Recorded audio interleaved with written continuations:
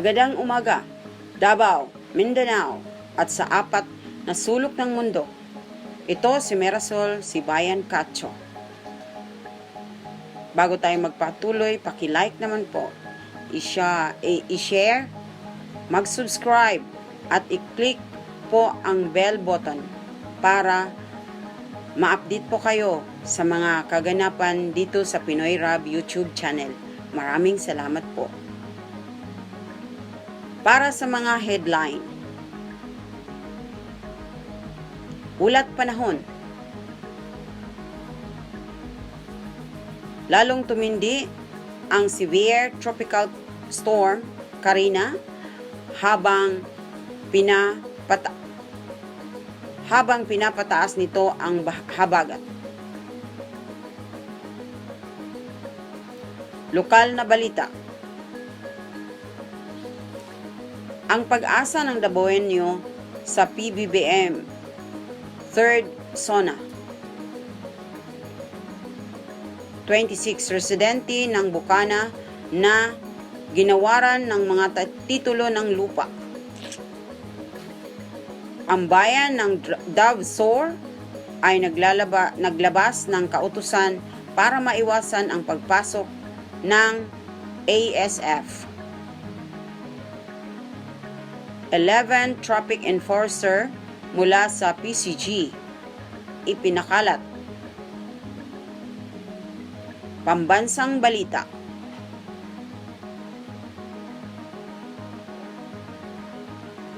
Ang mga pinuno ng Cebu ay naghahangad ng mga reforma sa ekonomiya at edukasyon sa zona. Senado, binuksan ng Kamara ang ika-3 regular na sesyon ng ika-19 na Kongreso. Balitang pandaigdig. Ang mga ganting welga sa pagitan ng Israel at Houthi ay pinakahuling cycle na sumiklab na tensyon sa rehiyon.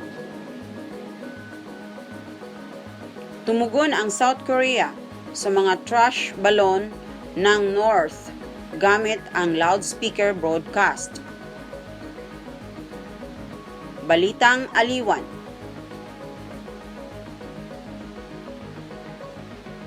House of the Dragon Season 2 Episode 6 Recap. Ang isa kung saan ang lahat ay may krisis sa pagkakakilanlan. Esta Terblanche, actress ng All My Children, patay sa edad na 51. Balitang pangkalakasan. Open Championship. Ang walang awa na si Xander Schaufield ay nagtatak ng pangalawang major sa loob ng 2 buwan na may napakagandang pagpapakita. Kilalanin si Binyam Jeremy, ang Black African cyclist na gumagawa ng kasaysayan saan man siya sumakay. Mga tampok na kwento. LeBron James, A Life of Luxury, Business tagumpay, at philanthropic impact. Manny Pacquiao, mula boxing champion hanggang business mogul at philanthropist, isang pamumuhay ng pananampalataya, pamilya at epekto sa komunidad. Side story. Trivia. Ang pinakamabilis na tao sa buhay.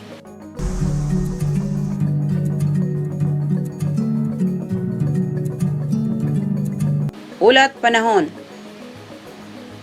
Lalong lumakas ang severe tropical storm Karina, Gaimi, sa labas ng Pampang na nag-udyok ng Philippine Weather Bureau pag-asa na magtaas ng babala sa hangin para sa ilang bahagi ng Cagayan Valley. Inaasahang mananatiling malayo sa kalupaan ang bagyo na ngayon ay may lakas na hangin 100 km kada oras, ngunit magdadala ng katamtaman hanggang sa malakas na pag-ulan sa silangang bahagi ng Cagayan at Isabela. Ang mga residente sa mga lugar na ito ay dapat maghanda para sa potensyal na pagbaba dahil sa malakas na pag-ulan.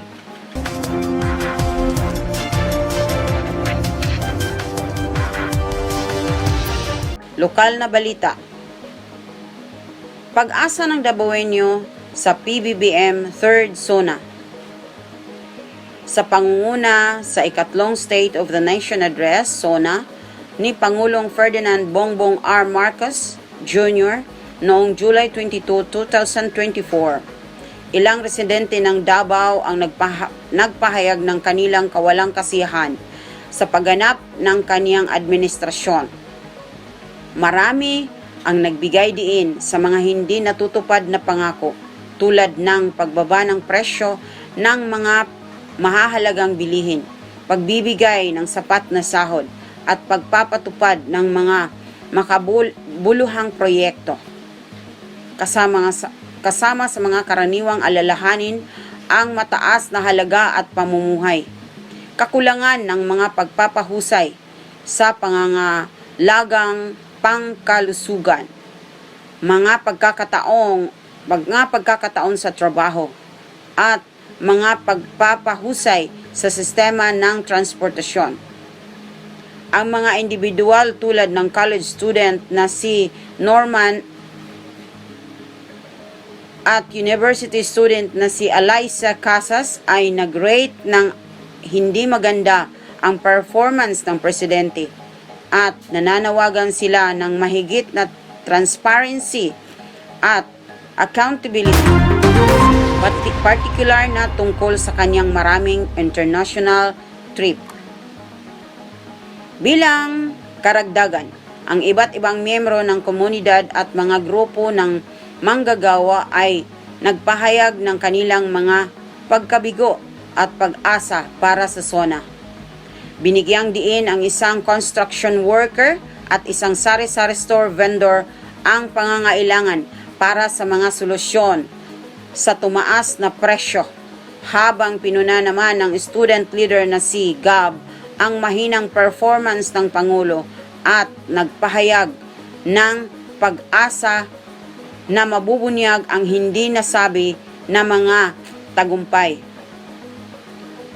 Itinuro ng National Wage Coalition na kinatawan ni Judy Miranda ang kaibahan ng pagitan ng ipinangakong pagbaba ng presyo ng bigas at ng malaking gastos para sa pagkain at pampalamig ng mga dumalo sa zona.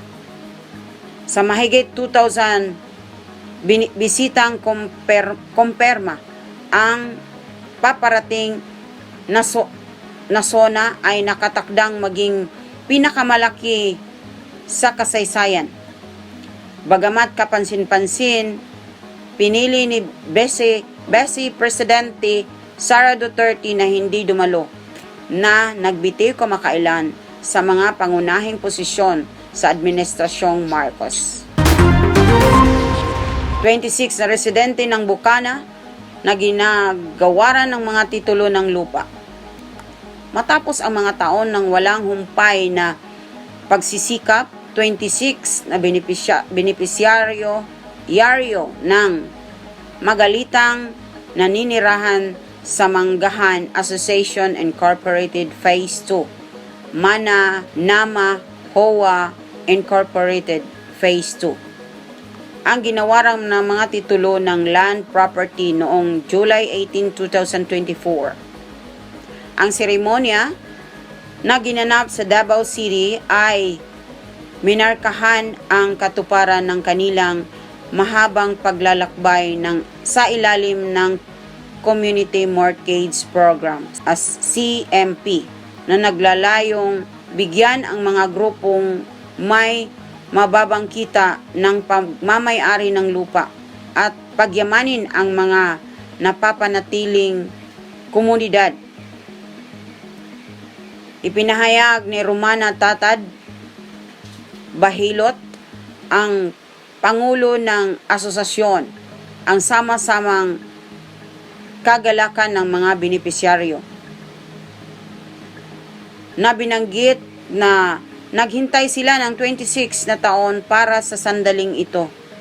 Itinatag noong 1998, ang asosasyon ay humarap sa maraming hamon, kabilang ang pagsalungat at mga akusasyon ng pandaraya, ngunit nagtiyaga sa pamagitan ng patuloy na pakikipagtulungan at dedikasyon ng komunidad. Ang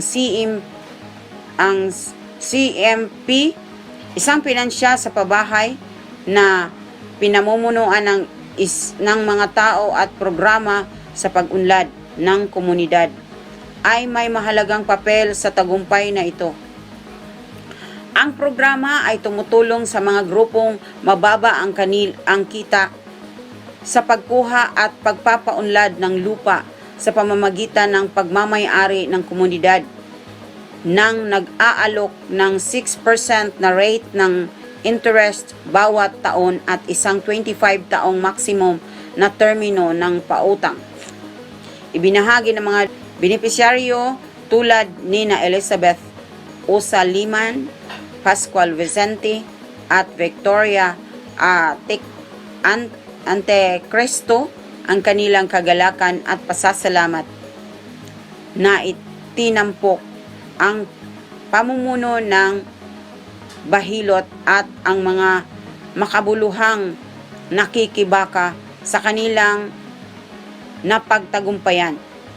Kasama rin sa kaganapan ang panunumpa ng mga bagong halal na opisyal na nagpapahiwatig ng isang hakbang tungo sa epektibong pamamahala ng komunidad.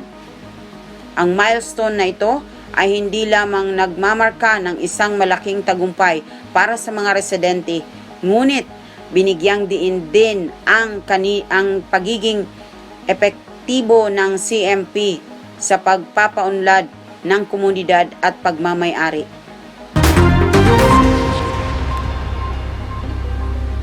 Ang bayan ng Davsor ay naglabas ng utos para maiwasan ang pagpasok ng ASF. Pinalakas ng lokal na pamahalaan ng Magsaysay, Davao del Sur ang mga regulasyon sa pag-aangkat at pagbebenta ng karne at mga produktong baboy upang maiwasan ang pagkalat ng African Swine Fever, ASF, kasunod ng mga ulat ng pagkamatay ng mga baboy at kaso ng ASF sa Karatig, North Cotabato. Ang Executive Order Number 09, serye ng 2024 ay nag-uutos na paglalagay ng ASF at avian flu checkpoints sa mga pangunahing lansangan ng Magsaysay.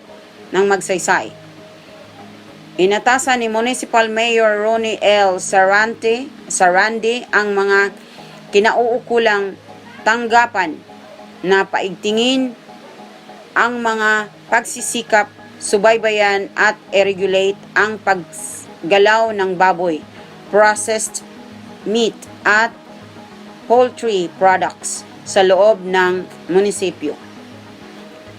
Ang mga produktong tulad ng corned beef, beef hotdog at chicken nuggets ay pinahihintulutan ng walang limitasyong paggalaw, habang ang mga produktong baboy ay dapat na ganap na niluto o pinainit at sinamahan ng mga sertipikasyon na nagpapatunay na ang mga ito ay nagmula sa mga lugar na hindi nahawaan ng ASF.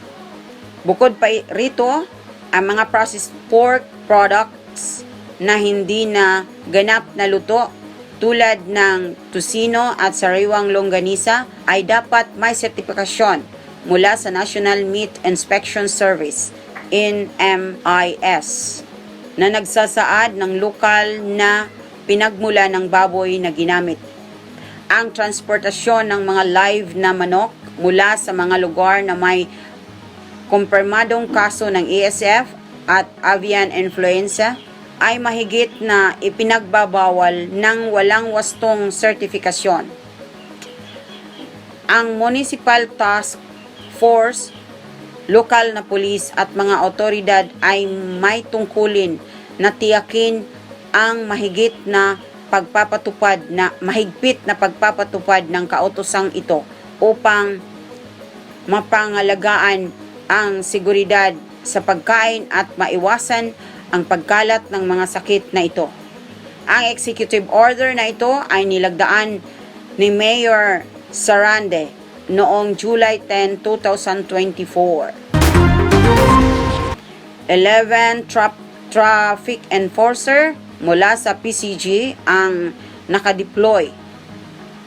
Ang Land Transportation Office Davao Region LTO Davao ay nagtalaga ng 11 deputized traffic enforcers mula sa Philippine Coast Guard PCG kasunod ng kanilang matagumpay na special action ang Intelligence Committee for Transportation sa SAICT Training at Orientation na nagsimula noong July 12, 2024.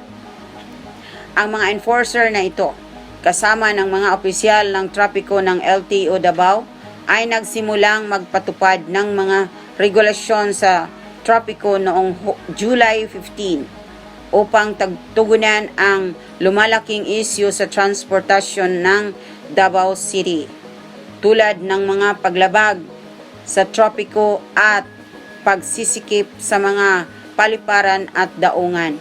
Itinampok ni Commodore Rijal Marfe ng Coast Guard District South Eastern Mindanao ang patuloy na pagsasanay na ibinibigay ng LTO upang matiyak ang kahusayan ng mga tauhan ng PCG sa kanilang mga bagong tungkulin. Sa karagdagan na ito, mayroon na ngayong 49 na deputized agents ang LTO Davao at ang pangalawang batch ng PCG personnel ay naka-schedule para sa SAICT Training at Deployment. Ang inisyatiba na ito ay nagmamarka ng pagtatatag ng unang SAICT sa labas ng Metro Manila na may mga plano para sa pagpapalawak sa iba pang mga lugar tulad ng Cebu.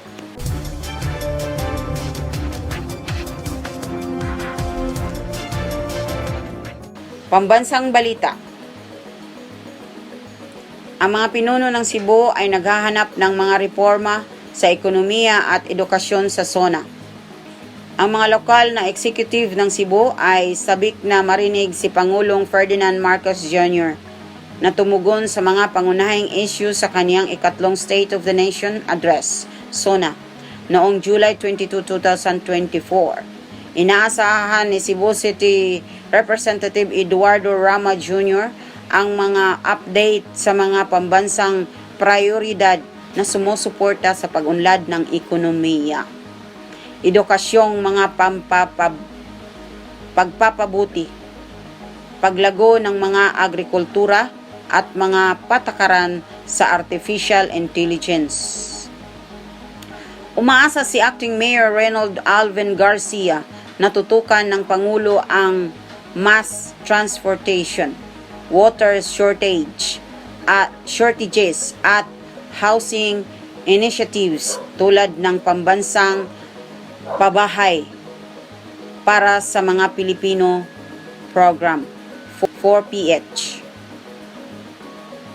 Binigyang diin ni Mandaue City Mayor Jonas Cortez ang pangangailangan para sa mga ulat ng pag-unlad sa nakaraang pangako ay nakatakdang maging pinakamalaki sa kasaysayan. Bagamat kapansin-pansing pinili ni Vice Presidente Sara Duterte na hindi dumalo. na nagbitiw kamakailan sa mga pangunahing posisyon sa Administrasyong Marcos. Senate House Open 9th Congress 3rd Regular Session. Noong July 22, 2024, nagpulong ang Senado at kapulungan ng mga kinatawan para sa pagbubukas ng ikatlong regular na sesyon ng 9th Congress bago ang ikatlong State of the Nation Address SONA ni Pangulong Ferdinand Marcos Jr. Binigyang diin ni Senate President Francis Chis Escudero na namumuno sa sesyon kasama ng lahat ng 23 senador ang pagbibigay prioridad sa batas na tunay na nakikinabang sa publiko, pag-iwas sa mga panukalang batas na nagdudulot ng pagkakahati-hati sa politika, kabilang sa mga pangunahing pambansang prioridad ang mga susog sa Electric Power Industry Reform Act, EPERA, ang Corporate Recovery and Tax Incentives for Enterprises Minimized Opportunities for Reinvigorating the Economy Bill, ang Foreign Investors Long-Term Lease Act, mga reforma sa kapital ng Pilipinas, mga pamilihan, ang Archipelagic Sea Lanes Act, ang Right of Way Act, Excise Tax sa Single-Use Plastics, rationalization ng mining fiscal regime, paglikha ng Department of Water Resources at mga pagbabago rice tarification law. Binigyang diin ni Escudero na ang Senado ay naglalayon na magpatibay ng mga batas na makabuluhang mapabuti ang buhay ng mga mamamayan na nakatuon sa kalidad kaysa sa dami. Binigyang diin niya ang kahalagahan ng makatwiran at sinasadyang mga proseso ng pambatasan, pag-iwas sa populismo na maaaring makapinsala sa publiko. Ipinahayag ni Escudero na uunahin ng Senado ang mga batas na nagpapagaan ng mga pasanin at makatulong sa pagsulong ng bansa tungo sa mga layunin nito na nagpapanatili ng matino at masinop na diskarte. Ang sesyon na ito ay matapos ang pagbibitiw ni Vice Presidente Sara Duterte sa gabinete, kung saan itinalagaan si Juan Edgardo Angara bilang bagong kalihim ng Department of Education.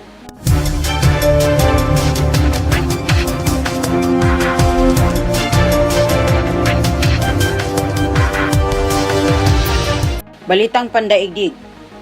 Ang mga ganting wilga sa pagitan ng Israel at Houthis sa pinakahuling cycle ng sumiklab na tensyon sa rehiyon. Nangako ang mga Houthi ng mga paghihiganti laban sa Israel na nag-aangkin ng isang kampanya sa pagtatanggol sa mga Palestinian sa Gaza.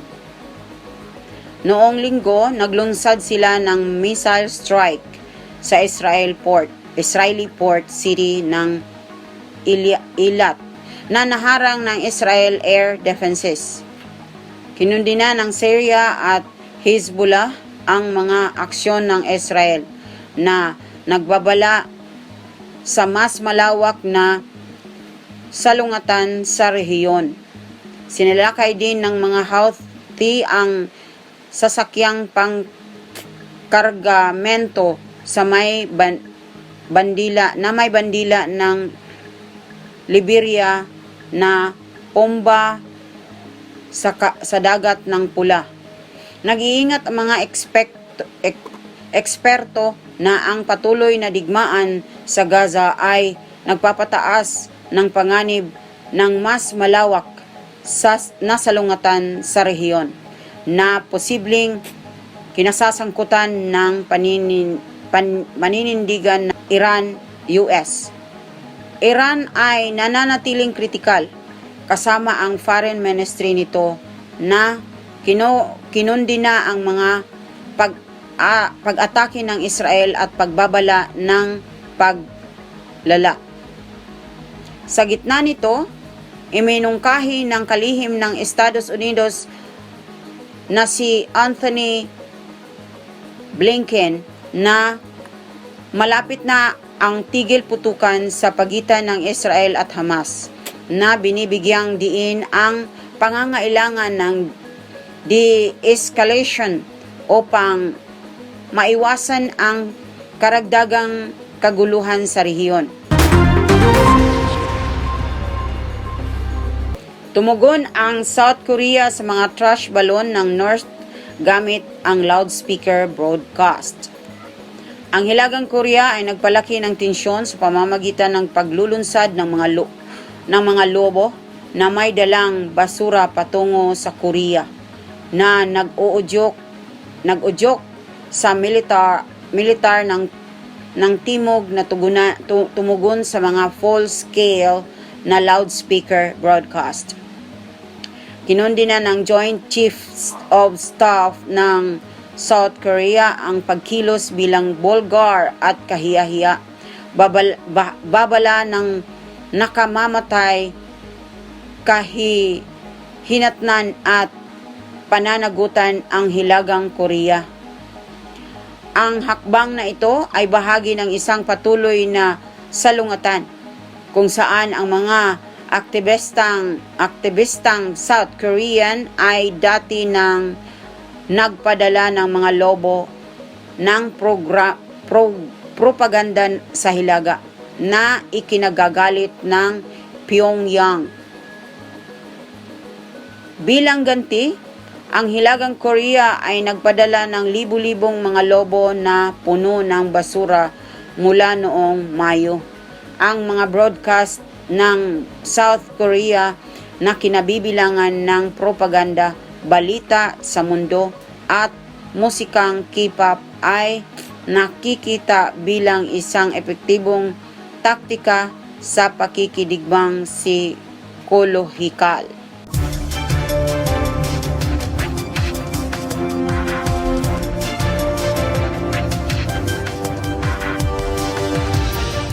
Balitang libangan. House of Dragon Season 2 Episode 6 Recap. Ang isa kung saan ang lahat ay may krisis sa pagkakakilanlan. Sa isa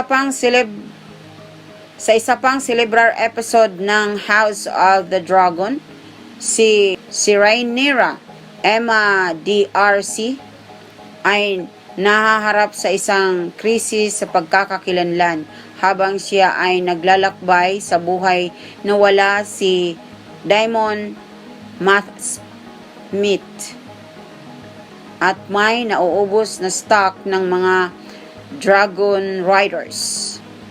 Kasunod ng pagkawala ni Rhaenys Eve Best at ng dragon na si Meleys, inuuna ni Rhaenyra ang paghahanap ng isa pang Dragon Rider. Sa kabila ng tila henyong plano ni Jacaerys Harry Collett na sumisid ng malalim sa Targaryen family tree. Nauwi sa kapahamakan ang pagtatangka nilang recruit kay Sir Stephen Darklin, Anthony Flanagan, nang tanggihan siya ni Sesmok at i-barbecue. Sa kalaunan, ang illegal na anak ni Corles Velaryon, Stephen Townsend, si Adam at Hall Clinton Liberty ay matagumpay na nakipag-banding kay Sesmok. Tinanggap ni Cortez ang alok ni Rhaenyra na maging kanyang kamay na nagpapalakas sa Team Black. Ngunit nahaharap pa rin si Rhaenyra sa pag-aalinlangan mula sa kanyang maliit na konseho at maging sa kanyang anak na si Jacaerys. Gayunpaman, naniniwala si Mesaria Sonoya Mizono sa kakayahan ni Rhaenyra na manalo sa digmaan ng walang demon.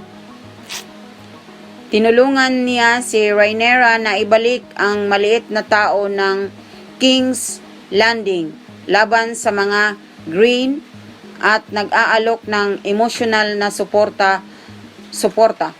na humahantong sa isang hindi inaasahang halikan sa pagitan ng dalawang babae. Samantala, si Daemon ay nakikipagbuno sa kanyang sariling krisis sa pagkakakilanlan na sinalanta ng mga nakakatakot na pangitain at pagkabigo sa Harrenhal na humihingi ng tulong kay Alice Rivers, Gail Rankin, na nagpapayo ng pasensya. Esta Terblanche, aktris ng All My Children, patay sa edad na 51. Si Esta Terblanche, ang South African actress na kilala sa kanyang papel bilang Gillian Andrade Laveri sa All My Children, ay pumanaw sa edad na 51. Namatay si Terblanche noong Huwebes sa Los Angeles. Ayon sa Los Angeles County Medical Examiner's Officer, ayon sa Los Angeles County Medical Examiner's Office, hindi pa matukoy ang dahilan ng kanyang pagkamatay. Inilarawan ng kanyang manager na si Annie Spoliansky si Terblanche bilang isang mabait, mapagmahal, mapagbigay at mapagmalasakit na tao, at nagpahayag ng matinding pasasalamat sa pagkakakilala sa kanya. Ang kapansin-pansing papel ni Terblanche sa ABS soap opera na All My Children ay tumagal mula 1997 hanggang 2001 na nagbalik noong 2011. Ang kanyang co-star na si Cameron Matheson ay nagbigay pugay sa kanya sa Instagram na tinawag siyang isa sa pinakamatamis na tao kailanman. Ipinanganak at lumaki sa South Africa, sinimulan ni Terblanche ang kaniyang karera sa pag-arte noong kapansin-pansin lumabas sa Igole, Place of Gold, at nanalong Miss Teen South Africa noong 1991 bago lumipat sa US noong 1995. Sa isang panayam noong 2022, nagmuni-muni siya sa kaniyang panahon sa unang daytime soap opera ng South Africa na inilarawan ito bilang isang pangarap na natupad.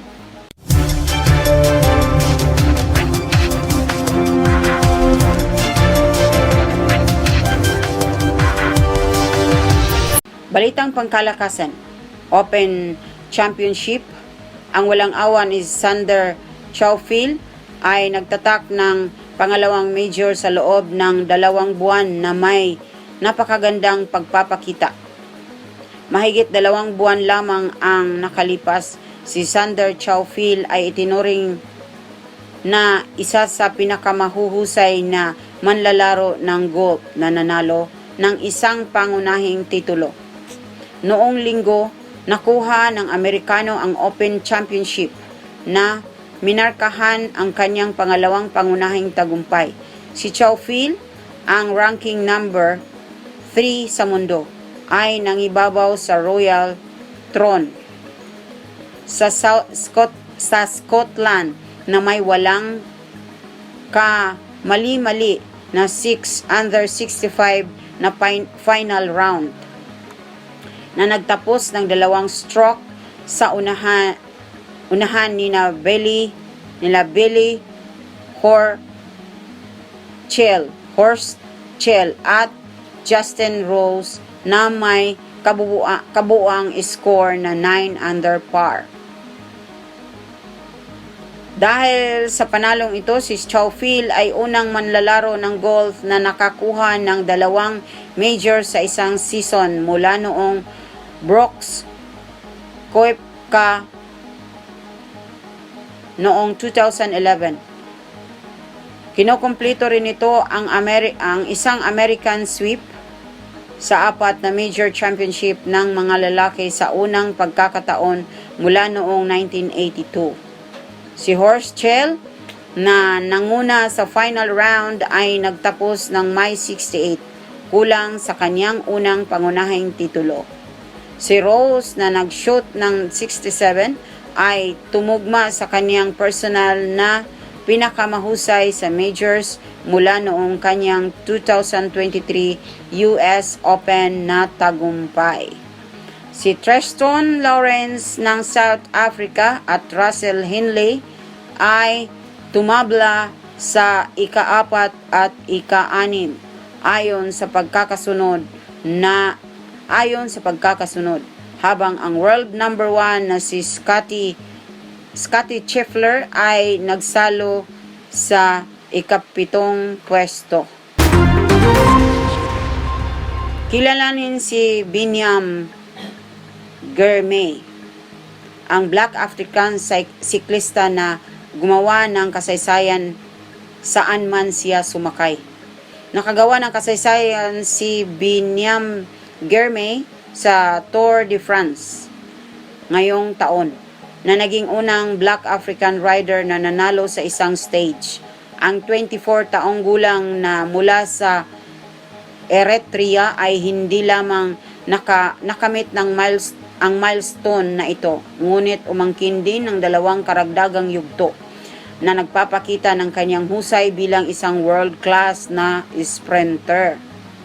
Si Girmay, na dati nang gumawa ng kasaysayan bilang unang Black African na nanalo sa isang entablado sa Giro d'Italia, ay umaasa na ang kanyang tagumpay ay magbibigay inspirasyon sa iba pang mga Black siklista na pumasok sa sport at makamit ang kadakilaan. Sa pagmumuni-muni sa kanyang mga nagawa, nagpahayag si Girmay ng pagnanais para sa higit na pagkakaiba sa pagbibisikleta, na binanggit na siya ay kasalukuyang nag-iisang black rider sa peloton. Binigyang diin niya ang potensyal para sa talentong Aprikano upang pagyamanin ang sport, na hinimok ang mga kupunan sa Europa na mamuhunan ng higit pa sa Aprika. Pagbibisikleta, higit pa sa Aprika, pagbibisikleta. Ang hilig ni Girmay sa pagbibisikleta ay napukaw sa pamamagitan ng panunood ng Tour de France sa TV at paghanga sa mga siklista tulad ni Mark Cavendish at Peter Sagan, pati na rin ang kapwa Eritrean na si Daniel Tekle Haymanot. na kumakatawan sa Eritrea sa Olympics noong 2012.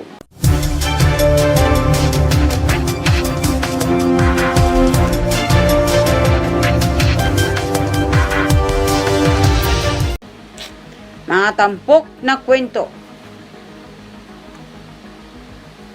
LeBron James, a life of luxury, business success, and philanthropic impact. Pinangunahan ni LeBron James ang isang pamumuhay na tinutukoy ng matinding dedikasyon at karangyaan bilang isang mga atleta na may pinakamataas na sahod sa buong mundo. Namumuhunan siya ng malaki sa kanyang fitness na may mahigit na gawain sa pagsasanay na sinusuportahan ng mga personal na tagapagsanay at nutritionista. Ang kanyang kayamanan ay pinakita sa pamamagitan ng maraming pag-aari, mga high-end na sasakyan at panlasa sa marangyang fashion. Higit pa sa kanyang karera sa basketball, nakikibanghagi siya sa mga makabuluhang pakikipagsapalaran sa negosyo, kabilang ang co-founding ng Spring Hill Company at pamumuhunan sa iba't ibang negosyo tulad ng Blaze Pizza.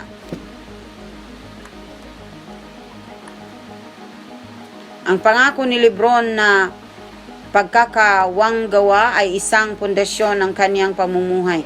Sa pamamagitan ng LeBron James Family Foundation, sinusuportahan niya ang edukasyon at ang inisyatiba ng komunidad, lalo na sa I Promise School sa Akron, Ohio. Isa rin siyang vocal advocate para sa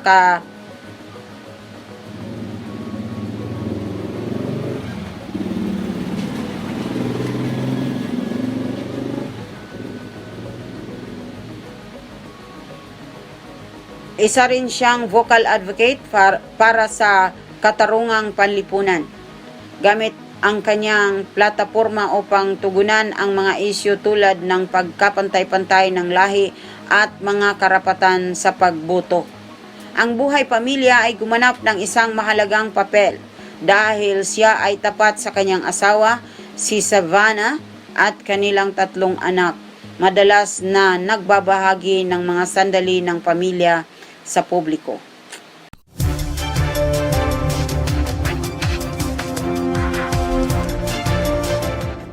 Manny Pacquiao, from boxing champion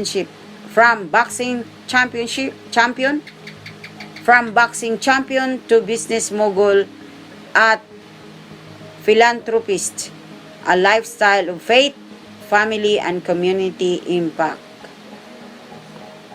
Si Manny Pacquiao, na kilala sa kanyang pambihirang karera sa boxing, ay namumuhay sa isang multifaceted. Dali sa G. Unsa pagbasa ani? Multifaceted.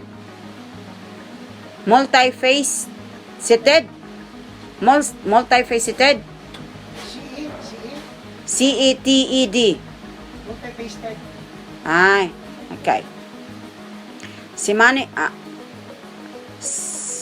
ay namumuhay sa isang balik ko na lang nako. Si Manny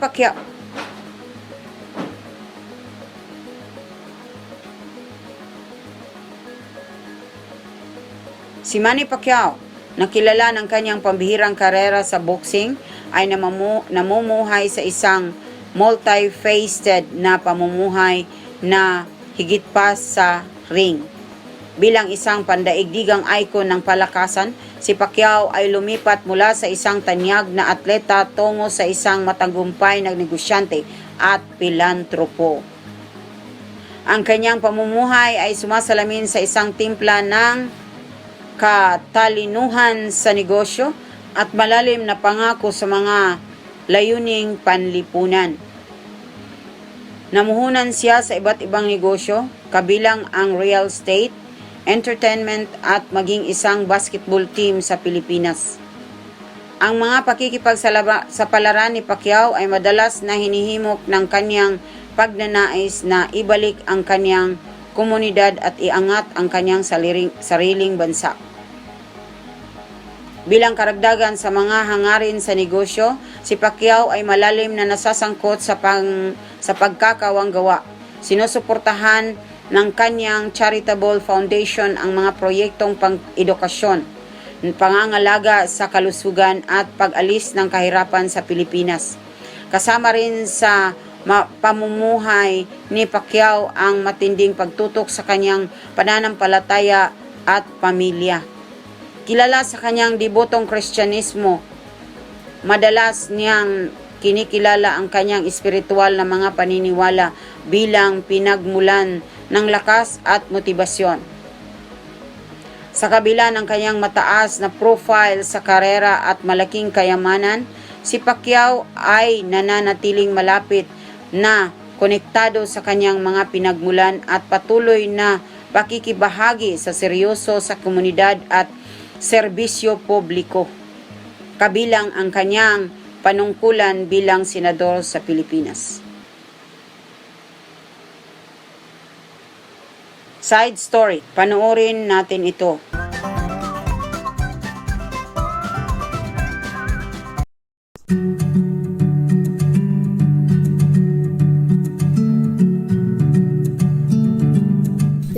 Trivia. Pinakamabilis na taong buhay. Noong 2024, ang titulo ng pinakamabilis na mananakbo na nabubuhay ay kay Erion Knighton. Itinakda niya ang world record para sa 200 meter na may oras na 19.49 seconds sa 2023 World Athletics Championships. Si Knighton, isang prodigy mula sa United States, ay naging pinakabatang atleta na humawak ng record na ito sa edad na 20 lamang, na nagpapakita ng kanyang kahangahangang bilis at potensyal para sa mga tagumpay sa hinaharap sa track at field. Yan ang ating balita para sa araw na ito. Maraming salamat sa panunood ng video na ito. Huwag kalimutang mag-like, mag-share, magkomento at mag-subscribe kung gusto mo ng mas maraming content na tulad nito. Once again, ako po si Marisol Cacho. Magandang umaga.